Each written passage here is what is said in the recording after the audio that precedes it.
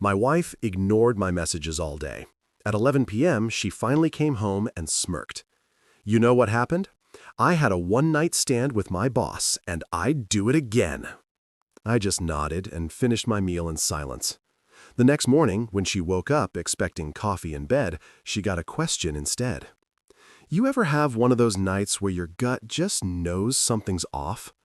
Yeah, that was me the night before, sitting in my dimly lit kitchen at 10:58 p.m., poking at a plate of leftover fried rice like it had personally offended me. The clock above the stove ticked loud enough to double as a soundtrack for bad decisions. 11 o'clock hit, and right on cue, I heard the front door open. Her heels started clicking down the hallway like an impatient metronome. Each step timed perfectly to announce, "Brace yourself, I'm about to ruin your week." She walked in like a movie villain who'd already practiced her monologue in the car. She wore the same beige trench coat she always wore when she wanted to look important. The irony was, it was the same one she wore the night she promised we'd always be honest with each other. Spoiler alert, she lied. Her eyes didn't even meet mine. They hovered somewhere above my head like I was furniture, or worse, a subscription she'd been meaning to cancel. She tossed her purse on the counter, sighed dramatically, and I knew something theatrical was coming. Then came the smirk, the kind of half-smile that should come with a warning label. You know what happened tonight? She said, her tone sharp, casual, and cruel, like she was about to tell me my favorite show got canceled. I didn't answer, mostly because I was chewing, and because I wasn't sure which version of her I was dealing with, the drunk one, the guilt-ridden one, or the one who thought emotional warfare was foreplay. I had a one-night stand with my boss, she said, like she was reciting the weather, and I'd do it again. You could have dropped a feather in that kitchen and heard it echo. But me? I didn't do the whole dramatic fork drop thing you see in movies. I didn't yell, throw plates, or faint onto a conveniently placed couch. Nope. I just chewed my rice slowly, like a monk meditating through a crisis. Each bite was a mix of soy sauce, betrayal, and the faint taste of my sanity trying to exit my body. Somewhere between bites 3 and 4, I swear I heard my dignity pack a suitcase. The thing is, when you've been married long enough, you learn to spot the exact second your relationship flatlines. Mine died somewhere between one night stand and I'd do it again. I didn't even flinch. I just looked at her, really looked at her, and nodded once. Not a dramatic nod, a small, polite one. The kind that says, "Copy that. Message received. Enjoy the flames, sweetheart." It's the international sign for, "Oh, you messed up, but I'm too calm to make this fun for you." Apparently, she mistook that nod for weakness. "Cute," she sneered, leaning back and crossing her arms, her smirk widening like she'd just won a prize for Most Honest Villain of the Year. "You're not going to say anything?" she asked, genuinely disappointed, as if she wanted a performance. Like I was supposed to give her the kind of meltdown that makes for good gossip later. Sorry, Sarah, wrong audience. I was done auditioning for roles in your soap opera. I swallowed, took a sip of water, and said, "Congratulations." Just one word. The silence that followed, it was delicious. You could almost hear her brain short-circuiting. She blinked a few times, trying to process whether I was being serious. I wasn't smiling, but I wasn't angry either. Just calm, which, trust me, scared her more. Calm men are dangerous. They're the ones who start planning. Her jaw tightened. "You're not going to fight for me?" she said, her voice shaky, confused, maybe even a little scared. It was like she'd expected fireworks and got a spreadsheet instead. "Fight for what, Sarah?" I asked, my tone even. "You're not joining a pottery class. You're moving in with your boss and pregnant with his child." That landed like a punch she didn't see coming. Her mouth opened, but no words came out. The silence stretched long enough to make both of us uncomfortable. Then she grabbed her phone, muttered something about needing space, and stomped off toward the bedroom. I didn't follow her. I didn't beg. I didn't ask questions. Instead, I sat there, watching the condensation trail down my water glass like it had all the answers I needed. My brain was running faster than a caffeine-fueled accountant during tax season. I was angry, sure, but under that anger was something sharper: focus. I looked at the leftover rice, then at the woman disappearing down the hall. And I swear, I felt this strange sense of peace, like, yeah, this is it, the plot twist my therapist warned me about. And in that moment, as the door to our bedroom slammed, I mentally opened a brand new Excel sheet in my head and titled it Operation Bye Bye Sarah. Column A, Assets. Column B, Passwords. Column C, Exit Strategy. I even gave it a color-coded format because if I was going to dismantle a marriage, I wanted it to look organized. I sat back, exhaled, and smiled. A real one this time. Not because I was happy, but because I knew something she didn't. Calm wasn't weakness. It was precision. She thought she'd just detonated a bomb. She didn't realize I was the guy who built the fallout shelter. She came back out a few minutes later, hair tied up, face freshly washed, wearing one of my t-shirts like she was auditioning for sympathy. "You're not saying anything," she muttered, almost defensive. "You don't even care." I shrugged. Care is expensive. I'm saving mine for someone who deserves it. Her eyes narrowed. "You're unbelievable." "Funny," I said, standing up and collecting my plate. "That's what your boss probably said too." That one hit. She huffed, stomped past me again, and slammed the bedroom door. I rinsed my plate, loaded the dishwasher, and actually laughed. A real laugh, the kind that comes when you've hit the point of no return and suddenly feel lighter. Because, honestly, what else was left to lose? I poured myself a drink, turned on the TV, and flipped through channels until I landed on one of those late-night infomercials about self-improvement. Some shiny-toothed guy in a suit was saying, "Your life can change in one decision." I raised my glass to the screen and said, "Cheers to that, buddy." Around midnight, I heard her crying through the door. Not loud sobs, just that quiet, muffled kind that sounds like guilt trying to negotiate with pride. I didn't go in. I'd done that before. Comforted, consoled, believed. Not this time. That chapter was over. And for once, I was going to let the silence do the talking. I went to my desk, opened my laptop, and actually created that Excel sheet for real. Yeah, I'm that guy. Heartbroken, but efficient. I started listing every shared account, every asset, every subscription. Netflix, Spotify, the damn Costco card. If she was walking out, she wasn't walking out with the perks. By the time I was done, I'd mapped out a 12-step plan to reclaim my peace of mind and most of my furniture. It was therapeutic, like journaling, but with more formulas. At one point, I paused, staring at our wedding photo framed on the bookshelf. We looked happy, two idiots grinning at a future that apparently came with fine print. I walked over, picked it up, and set it face down. Not out of anger, just closure. That version of us didn't exist anymore. And honestly, good riddance. The house was quiet, too quiet. I missed the days when quiet meant peace, not aftermath. But then, somewhere between the hum of the refrigerator and the ticking of that damn wall clock, something in me settled. The ache didn't vanish, but it stopped screaming. That's when I realized maybe this wasn't the end of my life. Maybe it was the start of my rebranding arc. I sat on the couch. Max, the dog, my only reliable roommate, jumped up beside me, his head tilting like he was asking, "We good, man?" I scratched behind his ears and said, "Better than ever, buddy. We're downsizing drama." He wagged his tail, which I took as emotional support. The next morning, I'd probably have to face her again, pretend to coexist while pretending not to see her texts from Mr. Bossman. But tonight, I let myself breathe. The bomb had gone off, and I was still standing.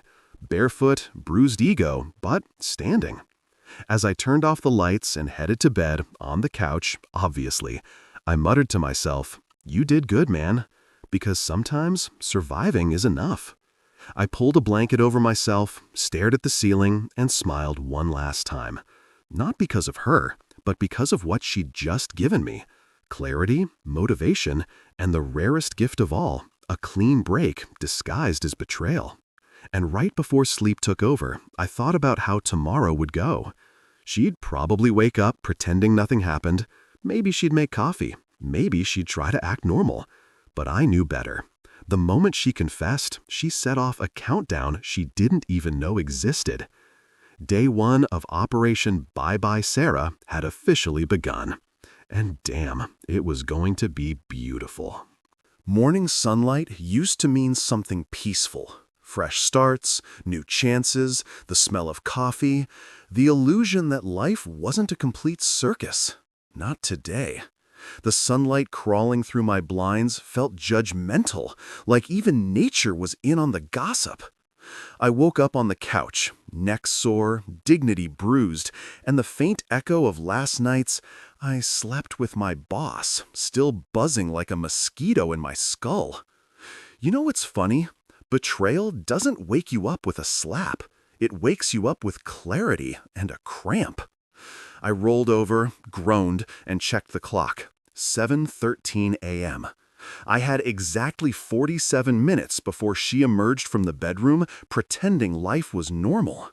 So I did what any emotionally stable, freshly betrayed husband would do.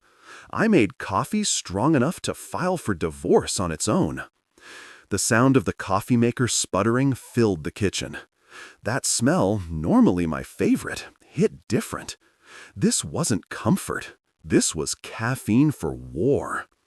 I stood there in my boxers and an old t-shirt that said, "World's okayest husband." The irony stung. And then I heard it. Her voice, that familiar, casual tone, like she hadn't detonated my evening 12 hours earlier.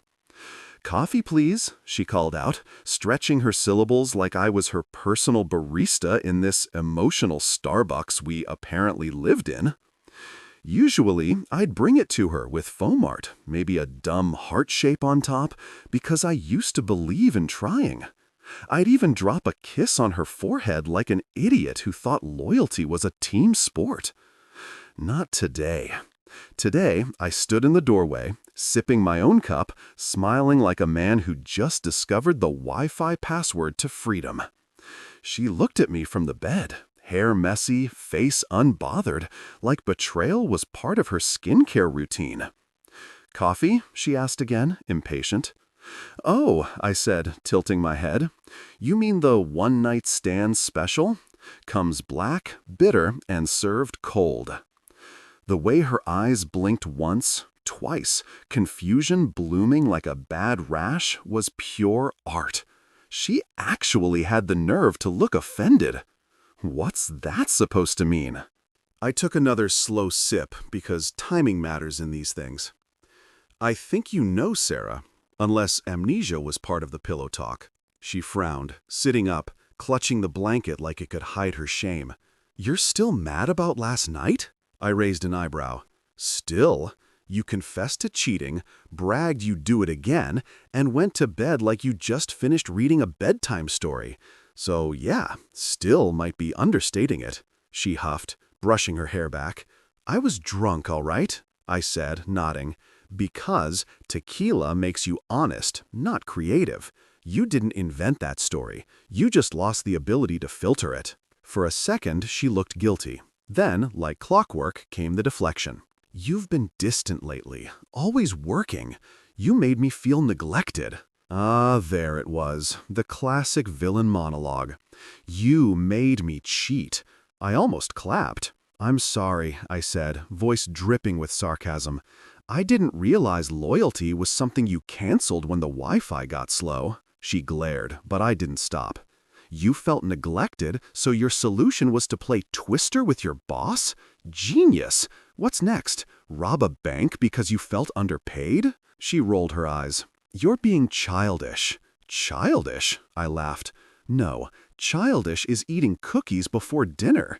I'm being factual." I walked over to the counter, poured her a cup of coffee, black, no sugar, and carried it back, setting it down with a smile so polite it should have been illegal.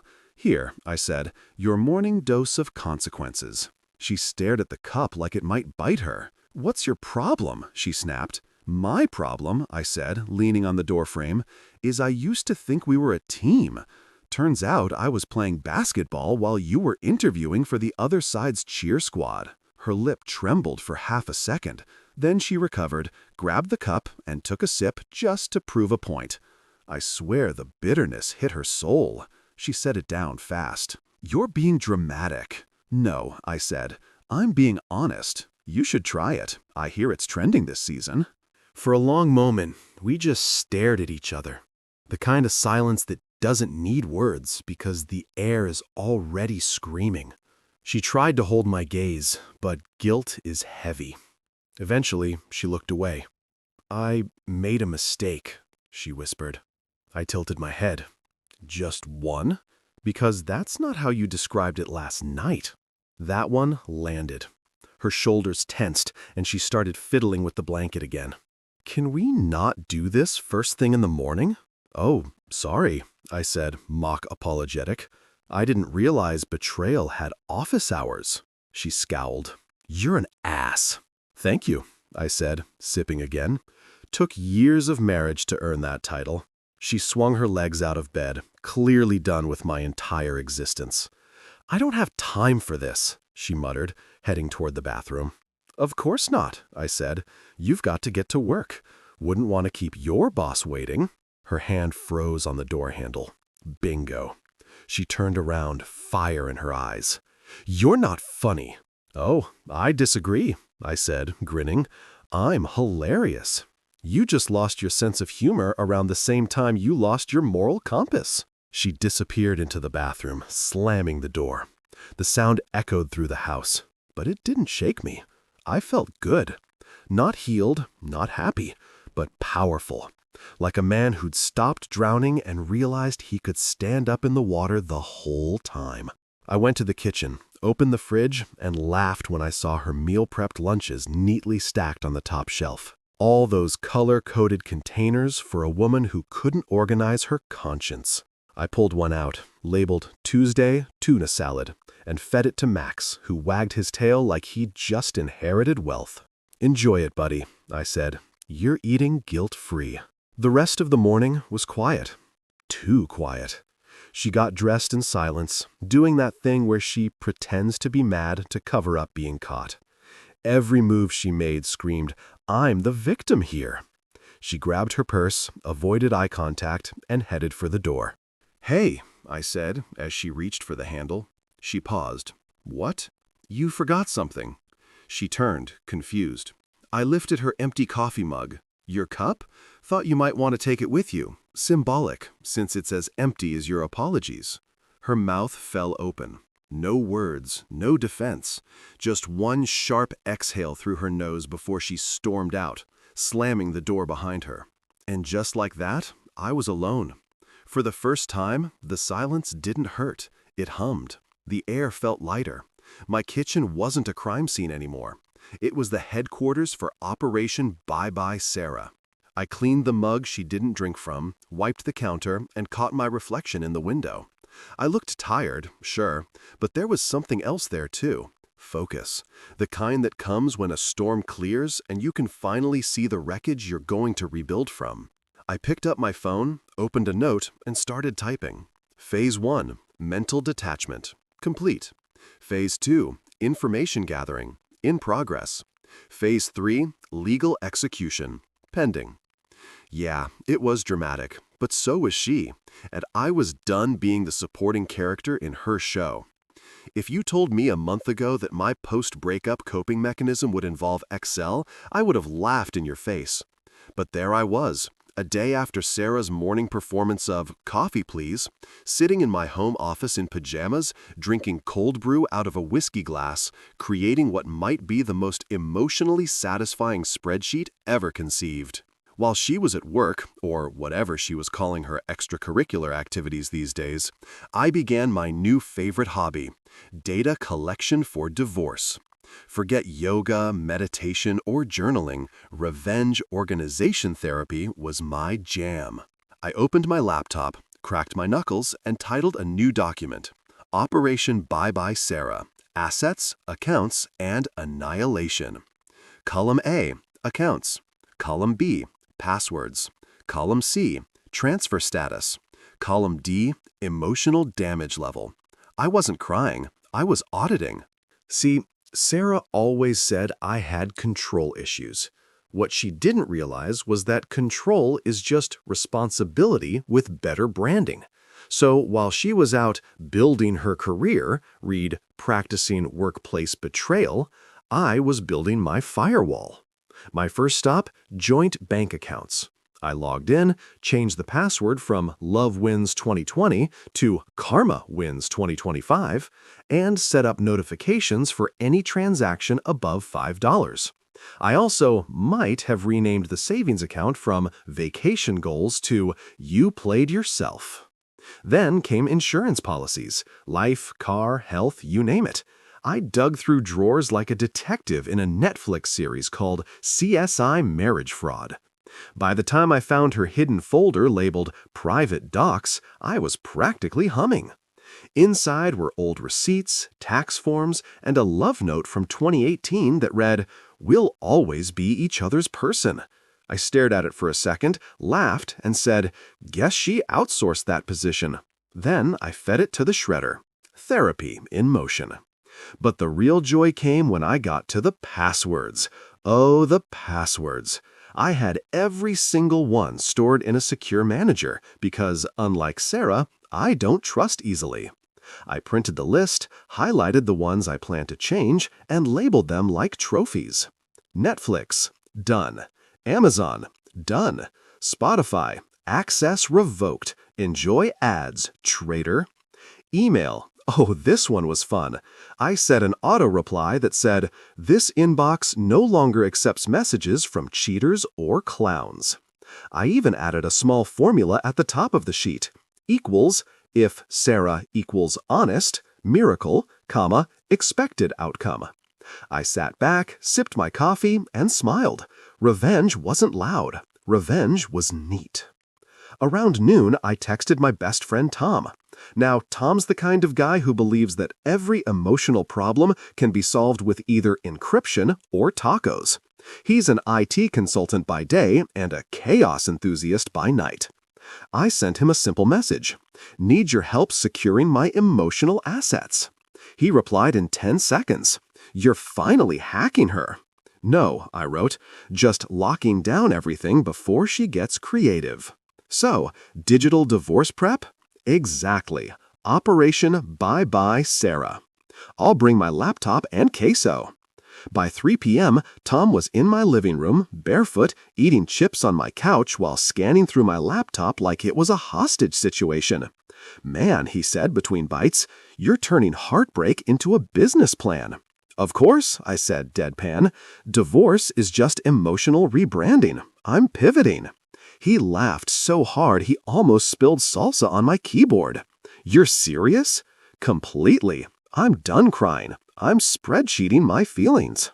He gave me a look that said, "You've lost it, but I respect it." Then he started coding. "I can set up two-step verification for everything. Want me to block her devices from logging in?" "Absolutely," I said. "If she wants Wi-Fi, she can ask her boss for the password." While he typed, I scrolled through her Instagram out of morbid curiosity. New post, a flat lay of coffee, a croissant, and a caption that read, "Self-care isn't selfish."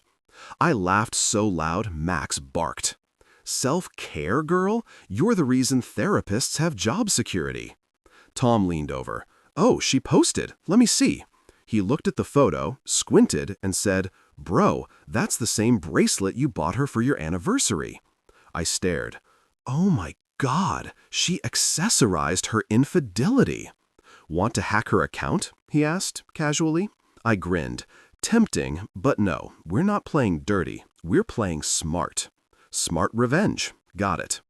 For the next few hours, we worked like accountants on caffeine and spite. We backed up every financial document, cross-referenced property deeds, even took screenshots of her online purchases because nothing says betrayal like buying lingerie during a recession. By sunset, I had a color-coded system that could have impressed the IRS. Green meant secured, Yellow meant pending, red meant lawyer time. I sat back, exhausted but proud. "It's beautiful," I said, staring at the screen like Michelangelo admiring the Sistine Chapel. Tom nodded. "You've officially weaponized Excel." "Heartbreak requires structure," I said. He laughed. "Man, you're going to turn this into a TED Talk. Title, How to Monetize Betrayal, A Journey in Conditional Formatting." We clinked our coffee mugs in a toast. That night, after Tom left, I sat alone with my masterpiece of a spreadsheet glowing softly on the screen. Each cell represented control, closure, and a little bit of vengeance. I even added a note at the bottom that read, "She thought I'd crumble. Joke's on her. I calculate." I printed a copy for safekeeping, slipped it into a folder, and placed it in the drawer next to our marriage certificate, which now felt like a warranty that had expired early. Then, just for fun, I opened the bank app again. Her latest transaction popped up. $87.50, Wine Loft Bar and Lounge. I smiled. Oh, you're still at it. I didn't feel jealous, not even mad, just strategic. Because if she thought she was the only one capable of surprises, she clearly never met me mid-motivation. When people imagine hiring a divorce lawyer, they picture dramatic phone calls, boxes of tissues, maybe a playlist titled Heartbreak and Chardonnay. Me? I walked into Miss Delgado's law office like I was clocking in for a board meeting. I didn't want pity. I wanted precision. I didn't need therapy. I needed a woman who saw marriage not as sacred, but as a contract that could be dissolved faster than bleach on a red wine stain. Miss Delgado didn't disappoint. Her office smelled like victory and lavender sanitizer. Diplomas lined the wall, each one basically screaming, "I've ruined happier couples than yours." She was in her 50s, silver hair cut sharp enough to slice egos, wearing a suit that looked like it came with its own legal precedent. The second she shook my hand, I knew Sarah was in trouble. "So, Mr. Evans," she said, settling behind her desk, "tell me everything, and don't leave out the juicy parts. I bill by the hour, but I enjoy good storytelling." I smiled. "You'll get a bestseller. My wife confessed she had a one-night stand with her boss." "Recently?" she asked, pen poised like a dagger. "Last week, right before bedtime. Great timing, really. Nothing like ruining sleep and trust in one sentence." Miss Delgado nodded sympathetically, but smirked just slightly. "And you have proof?" "Oh," I said, leaning forward with the confidence of a man who'd already built a case stronger than Starbucks coffee. "Miss Delgado, I have more documentation than the IRS." Her eyebrows lifted. "Show me." I opened my laptop, clicked the folder labeled Exhibit Sarah, and turned the screen toward her. She scrolled through bank statements, texts, and photos with the enthusiasm of a woman watching her favorite courtroom drama. "Oh, she's done," she said finally. "This is like watching a cat bring a bird home and pretending it's a gift." "I want it handled cleanly," I said. "No yelling, no chaos, just paperwork and poetic justice." Her lips curved into a satisfied smile. "I like your style, Mr. Evans. Calm vengeance is my favorite flavor."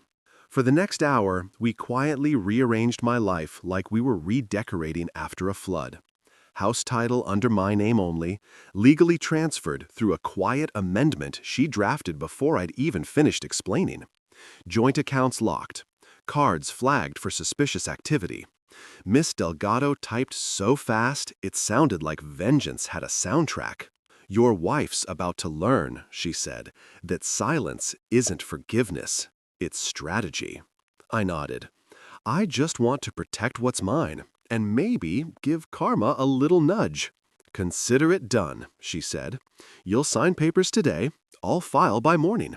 By the time she realizes what's happening, she'll be swiping a declined card at Target." Music to my ears. By the time I left her office, I felt 10 pounds lighter, and not just emotionally. It's amazing how freeing it feels to turn heartbreak into logistics. I drove home, windows down, wind in my face, blasting "We Are the Champions," because irony is a coping mechanism. When I got home, I made myself a sandwich, sat at the kitchen table, and just admired my work. The silence in the house didn't feel lonely anymore. It felt earned. Then my phone buzzed. Sarah, hey, why is my car not working? I stared at the screen, chewed my sandwich slowly, and smiled. Then I typed back. Maybe it's seen other people. No reply. I laughed out loud. Even Max looked impressed. Don't look at me like that, buddy, I told him. You'd do the same if you had thumbs. You ever see one of those crime documentaries where the detective lays out all the evidence on a big table and just stands there staring at it like the universe is whispering secrets through a thumb drive? Yeah, that was me. Except I wasn't solving a murder. I was documenting a slow-motion emotional homicide committed by my wife, Sarah. That night, after I got home from Miss Delgado's office, I decided it was time for my own little crime scene exhibit. I poured myself a glass of whiskey, grabbed a stack of printed screenshots, receipts, and a highlighter, and got to work. The dining table that once held romantic dinners and anniversary candles now looked like the season finale of CSI Marriage Edition. The first folder was labeled Bank Activity, the financial affair. Oh, it was juicy. Late-night Uber rides to conference venues, Venmo payments to a user named Jay Martin, and a $300 Sephora purchase 2 days before her team building retreat.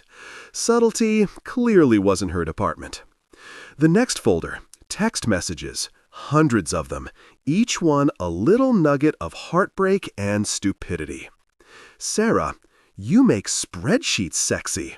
Him, I bet you're amazing at data entry.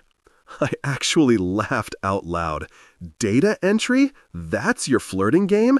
God, you two deserve each other. Even Max, who was sitting by my chair, tilted his head like he couldn't believe humans were this dumb. I took a deep breath and kept going.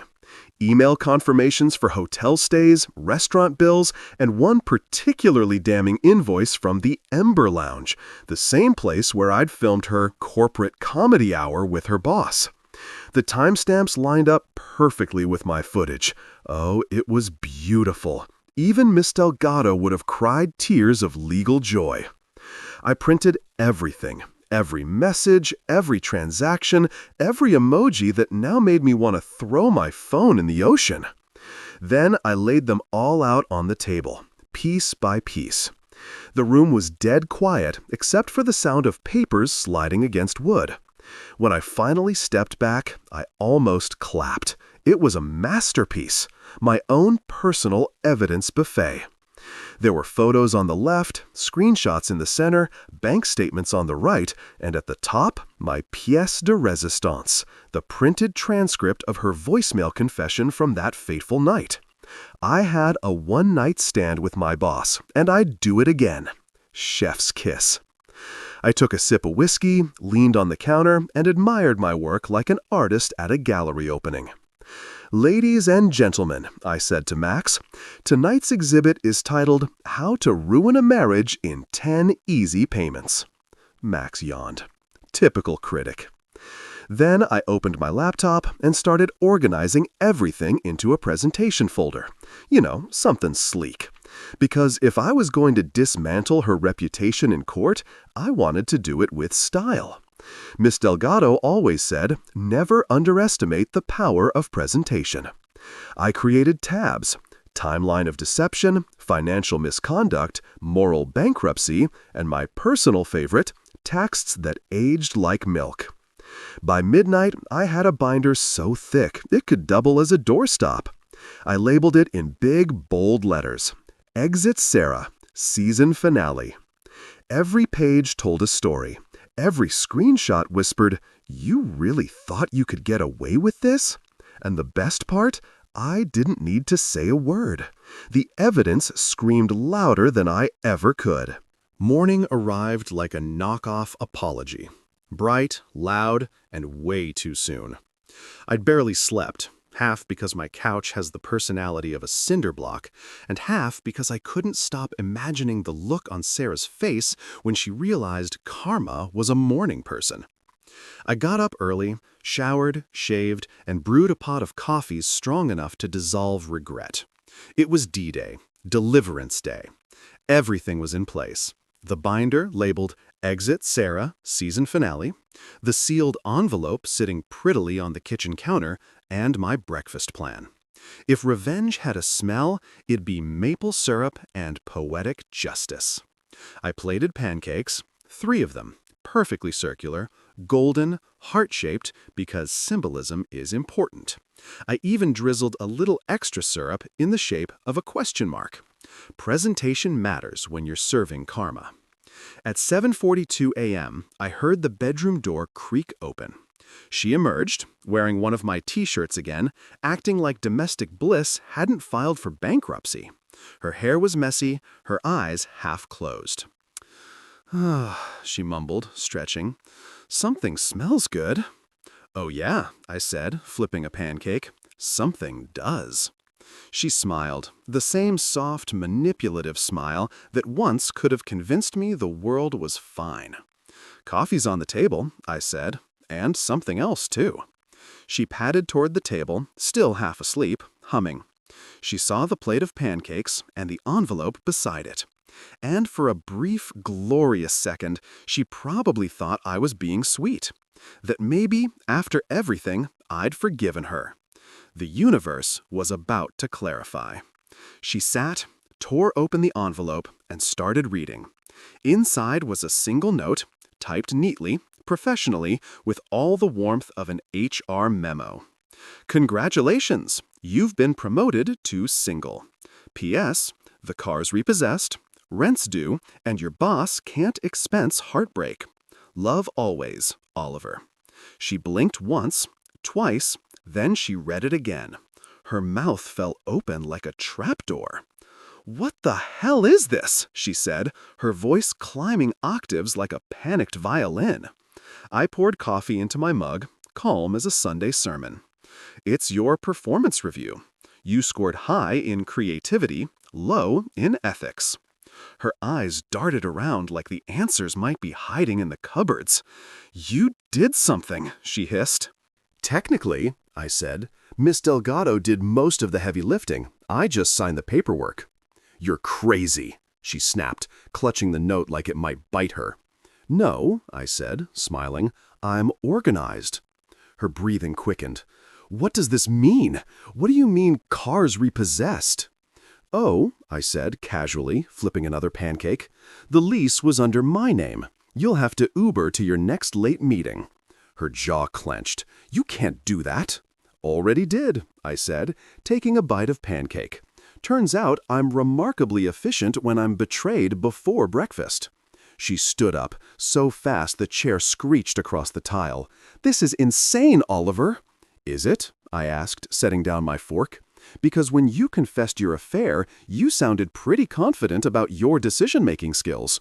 I'm just matching your energy." She threw the note on the table. "You're punishing me." I shrugged. "Consequences? It's not punishment, it's balance." Her eyes glistened, but I wasn't buying it. I'd seen real tears from her before. This was performance art. "I made a mistake," she whispered. "Which part? The cheating or the confession?" Her lips trembled. "You don't understand. It just happened." "Yeah," I said, sipping coffee. "So does food poisoning." That one landed. She blinked, speechless. I could practically see the gears turning, trying to find a way to twist this into a redemption arc. But the network had canceled her show. "You're not even mad?" she said finally, sounding confused, like she missed the script where I was supposed to beg or break down. "Mad?" I laughed. "No, that implies I still care enough to raise my voice. I'm done, finished, out of emotional budget." She stared at me, shaking her head. "You're a monster." "Funny," I said, "coming from the woman who made out with her boss in a parking garage." Her nostrils flared. "You followed me?" "Sure did," I said. "You were hard to miss considering the fluorescent lighting and your boss's hairline acting as a spotlight. She gasped. You recorded us? I shrugged. Think of it as home security footage, just not for this home. Her hands balled into fists. You can't use that legally. I can, and I will. Morally, you forfeited that conversation at the Ember Lounge. She sat back down, clutching her head. I can't believe this. I know, I said. Self-awareness has never been your strong suit. The room went quiet, except for the sound of Max padding in, tail wagging like he could sense the drama. He sniffed the air, then sat beside me. Good boy, I said, scratching his ear. You want a pancake? Sarah glared. You're feeding the dog pancakes while we're having a serious conversation? Technically, I'm having breakfast, I said. You're having consequences. Her face went red.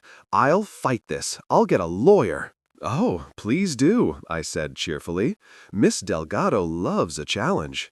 She's already color-coded your downfall. She stormed toward the counter, grabbed her phone, and started furiously typing, probably texting Mr. Hairline and Heartache for sympathy. I walked over, leaned against the doorway, and said, By the way, your phone bill's due tomorrow. That's on you now, too. She froze. You cut me off completely. I said, Financial independence builds character. She spun around, eyes wild. I have nowhere to go. Sure you do, I said. You've got a boss who seems very accommodating. The silence that followed was delicious. You could have buttered it and served it with brunch. She threw her phone onto the couch and screamed, You humiliated me! I smiled. Not yet. I've been very discreet. But keep yelling. I'll upload the video to a private drive called Career Limiting Moves. Her shoulders slumped. For the first time in weeks, she looked small, human, maybe even scared. And I'd be lying if I said it didn't sting a little. I loved her once, deeply. But the woman standing in front of me wasn't the one I married. She'd traded vows for validation and integrity for instant gratification. So no, I didn't feel guilty for letting her sit in the mess she made. I took my plate to the sink, rinsed it, and said, quietly, You should start packing. She blinked. You're kicking me out? Consider it an early checkout, I said. No refund. Oliver. Sarah, I interrupted, I wish you luck, truly. But you don't get to burn down the house and act surprised when the smoke alarm goes off. She stood there, shaking. You'll regret this. I turned, leaning against the counter. I already regretted marrying you. This part is just damage control. Her lip quivered. You're cold. I'm healed, I said simply. For a long, quiet moment, she just stared at me, maybe waiting for me to crack. But I didn't. I couldn't. I'd already grieved the marriage. This was the epilogue. Finally, she grabbed her bag, muttered something under her breath, and stormed out. The door slammed hard enough to rattle a frame on the wall. The house fell silent again. I exhaled, long and steady. The tension that had lived in my shoulders for months finally loosened. Max trotted over and rested his head on my leg, tail thumping softly. It's just us now, buddy, I said, scratching his ears. And look at that, we finally have peace and pancakes. I sat back down, poured another cup of coffee, and stared at the empty seat across from me. For the first time in a long time, it didn't feel lonely. It felt earned, like quiet was no longer the absence of noise, but the presence of sanity. If you've never been to divorce court, let me paint you a picture. It's like The Office meets Judge Judy. The same awkward silences, the same forced smiles, and absolutely no snacks. Everyone's pretending to be civilized while secretly calculating how many ways they can ruin each other before lunch. Walking in that morning, I felt oddly calm. Maybe it was the coffee, maybe it was the relief that this circus was finally reaching its last act. Sarah, meanwhile, looked like she'd spent the night wrestling her conscience and lost. She was sitting 2 rows ahead, pretending to scroll through her phone like she wasn't fighting the urge to hurl it at me. Her lawyer sat beside her, some guy named Derek with slicked back hair and an ego so shiny it could have been used as a mirror. Miss Dembato, my legal gladiator, gave me a nod. Ready? Born ready, I said. Let's turn heartbreak into case law. The bailiff called the session to order. The judge entered, a silver-haired woman with glasses perched halfway down her nose and a face that said she'd seen it all. If this woman's life were a movie, it would be called 50 Shades of Divorce. Case number 4823, Evans versus Evans, the clerk announced. The judge glanced over her glasses at both of us. Let's make this quick. I skipped breakfast. Miss Delgado smiled faintly. Your Honor, will be as efficient as possible. Sarah's lawyer cleared his throat, instantly trying to charm. Your Honor, my client is simply seeking a fair division of marital assets. She contributed greatly to the household. The judge raised a hand. Save the speech. I'll see the paperwork. Miss Delgado slid our neatly labeled folder across the bench. I swear the sound it made, paper gliding over wood, was the sweetest music I'd ever heard. Your Honor, she said, this is Exhibit Sarah, season finale. It includes proof of infidelity, financial mismanagement, and enough text messages to crash a phone. The judge adjusted her glasses and flipped open the binder. Sarah shifted in her seat. Her lawyer tried to keep his poker face, but I could tell by the twitch in his jaw he hadn't been briefed on all the evidence. Page 1. Screenshots of texts between Sarah and her boss. Page 2. Hotel receipts. Page 3. The video. Yes, the one Tom edited with jazz music and tasteful fade-outs. When the video started playing on the courtroom monitor, you could have heard a pin drop. There they were, Sarah and Mr. Hairline in glorious 1080p. Miss Delgado had even added subtitles for clarity. Sarah, you make spreadsheets sexy. Boss, only for you, baby. The courtroom collectively exhaled a scandalized oof. Even the judge's eyebrows lifted, and I swear one juror in the back whispered, "Yikes." Sarah's lawyer jumped up. Your Honor, this is highly inappropriate. The judge waved him off. Oh, hush, it's evidence, and oddly cinematic. Miss Delgado smiled sweetly. My IT consultant added the transitions, Your Honor. Very professional, the judge said dryly. Continue. The footage ended with Sarah's boss wiping lipstick off his chin. When the screen went dark, the silence was thicker than courtroom coffee. The judge leaned forward.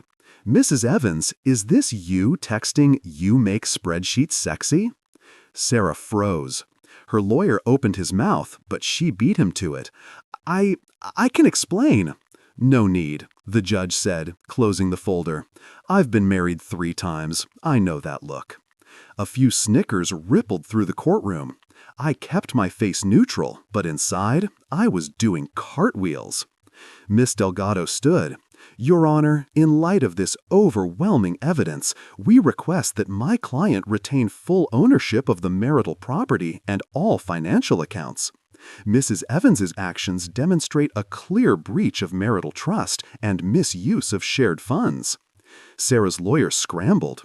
Your Honor, we contend that Mr. Evans's behavior since the incident, specifically his vindictive tone, has caused undue emotional distress to my client. The judge looked at him like he'd just asked her to babysit on a Friday night. Emotional distress? She said. Sir, your client was doing the electric slide with her boss in a hotel bar.